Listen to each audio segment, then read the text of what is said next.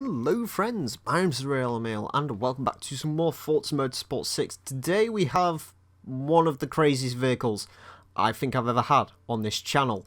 This is the new Chryslus Rocket 69, the 2069 Chryslus Rocket. It's just been released for Forza Motorsport 6, or at least I've just got my code through to use this vehicle, and I am definitely wanting to take a spin in this vehicle because, well, I'm very, very curious about it.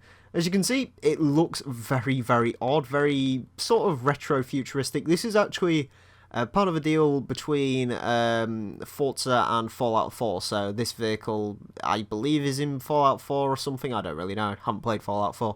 But anyways, we are jumping into the interior of this thing. As you can see, it's got a nice sort of domed roof, like, oh god, what was that car called on The Simpsons? It was like the Homer-mobile or something. Anyways, you probably remember what I'm on about. As far as interior goes, as you can see, there is a joystick. There are two, I'm guessing they're pedals. And there is this very, very funky dashboard.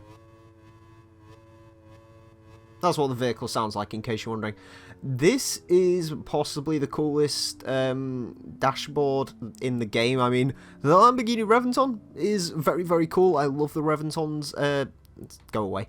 I love the Reventon's display, but yeah, this definitely... I think this might top it. It's fantastic.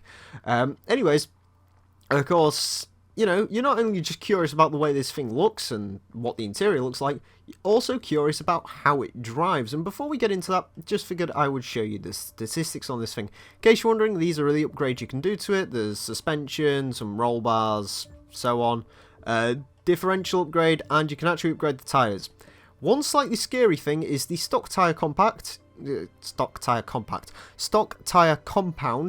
as you can see, has white walls on it. And there are street sport and race tyres available for this thing. That isn't a good sign. Also, what isn't a good sign is the stats. You may notice speed is very high, handling is kind of low, acceleration is kind of high, and braking is low as well. So that doesn't particularly bode well. Anyways, onto the actual statistics, and it has 1,000 horsepower, 737 pounds-feet of torque, and weighs 4,830 pounds. This thing is extremely heavy. That's kind of quite a bit heavier than a Veyron, and that's about the heaviest hypercar you can get. Still, 1,000 horsepower is an awful lot, so this thing should be pretty quick. And, well, 0 to 60 is over and done with in 5 seconds, which you'd think that isn't particularly good for a car with 1,000 horsepower, but we'll get into why that is later on. Does 0 to 100 in 9.4 seconds and has a top speed of 263 miles per hour. I did quickly take this out onto the Le Mans straight, and it will do about 255. Which, I mean, that's on the same sort of level as you would find with the, whatchamacallits, the most supercars. I mean, the Koenigsegg 1-1 can do 260-ish on the Le Mans straight. Most cars in Forza Motorsport 6 can't get past 270. Fastest car in the game is the Jaguar D-Type, 274 miles per hour. So you're not really at too much of a disadvantage if you use the Rocket. And, well, you can also mess around with the gear ratios on this thing, because if we quickly go into the tuning setup options, we will get around to driving this, don't worry. You will see it only has one gear, however you can adjust it because apparently it's a racing gearbox or something. So there you go. Anyway, that's all the tuning options you can do to its stock. Anyways, how does it sound? Let's give it a quick listen.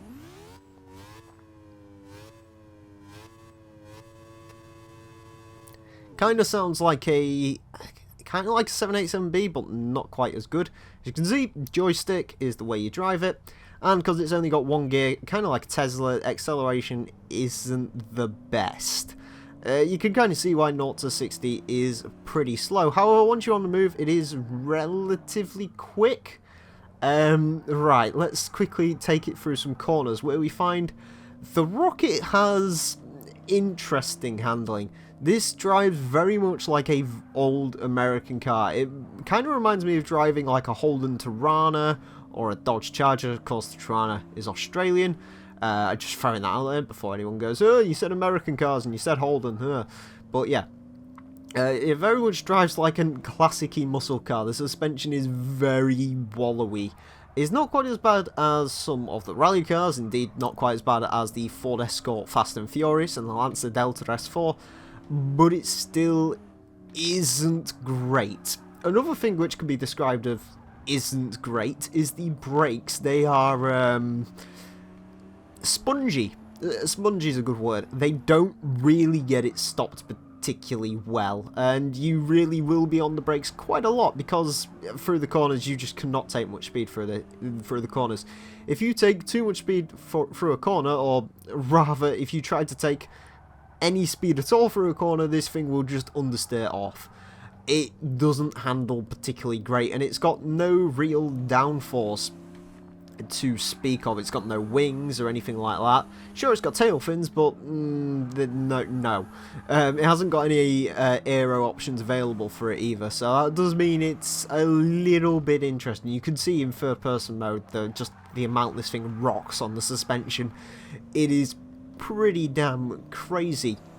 However, straight line speed is pretty great. Once this thing is sort of past about 60 miles per hour, that's when this thing really starts to pick up speed. You can see it there, the speedo just rises on this thing. It is very, very quick from about 60 to 200 miles per hour. I don't think there's many vehicles in this game that could really top this thing when it comes to that, especially in its class, because this is an S-Class car. So essentially, when you're choosing the Chryslus, you've got to choose between this and a Lamborghini Huracan or a McLaren 650S. And while sure, the Huracan and the 650S are much, much, much quicker and better through the corners in every conceivable way, it isn't terrible. Oh, God. It isn't the worst thing I've driven through the corners, let's put it that way. It's still pretty god-awful, not gonna lie, but it's a £4,800 car with 1,000 horsepower. I wasn't really expecting much to begin with. If you set your bar pretty low, then you'll find the Rocket to be a reasonable handling vehicle, but you have to be so careful with this thing. Admittedly, it's not actually all that hard to drive in the sense of if you was a novice and you knew just to constantly be on the brakes with this thing, then it isn't actually that bad. I mean, full throttle there, no wheel spin whatsoever. I can try and upset the vehicle. I mean, you can get it sliding, but it doesn't really like sliding. That was a horrible place to show that off. But you can get the point. It isn't horrible. Like, it isn't uncontrollable. You don't have to be careful with the throttle or anything. You just have to be careful with just taking too much speed through corners. And over sort of forgetting about the fact that this thing weighs a lot and the brakes aren't particularly good. If you forget for a second, you know, if you stay, I don't know, slip into the same frame of mind that you would driving an Audi R8 or a Lamborghini Huracan, you will have a crash.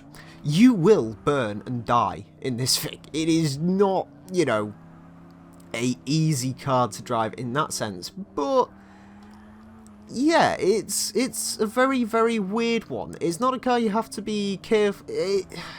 Yeah, you get my point. You don't have to be so careful as far as your throttle position or anything like that. You do have to be careful just to make sure you take the corners nice and slowly. This is a decent vehicle to, I guess, teach people how to deal with understeering, because that's sort of the prevailing handling characteristic of this vehicle. It's just understeer. That's sort of what you get from it. Can we do donuts in it? That is a good question. Answer, not particularly, because it hasn't got enough torque. Or it has got enough torque, but the gears are just horrible on it. So yeah, that's the Chryslus Rocket 69. As far as a racing car is concerned, no, it isn't a racing car. If you're choosing between this and a Lamborghini Huracan and you need it to go racing, choose the Huracan. Seriously, choose the Huracan. Even if you want to go lower level than that, the Corvette Z06 is probably quicker than this around the track. But if you're looking for something that's a little bit silly, a little bit out there, and you really need straight line speed, then I don't really see why you shouldn't at least give the Rocket a drive. Even if you don't like sort of supercars and hypercars, you know, you like your race cars or you don't like understeer or anything like that, I definitely suggest giving the Rocket at least a drive, because it's a very interesting experience and it's a unique one as well. props to Forza for adding this. I can imagine the backlash on this vehicle being in the game instead of the Nissan S14 is huge, but I don't care about the Nissan S14. I want more stuff like this. So yeah. Anyways, that's my opinions on the Rockets car. I will probably be reviewing this thing around the weekend, so join me for that. And as always, friends, thank you all very much for watching. My name's been the Real Emile, and until next time, farewell.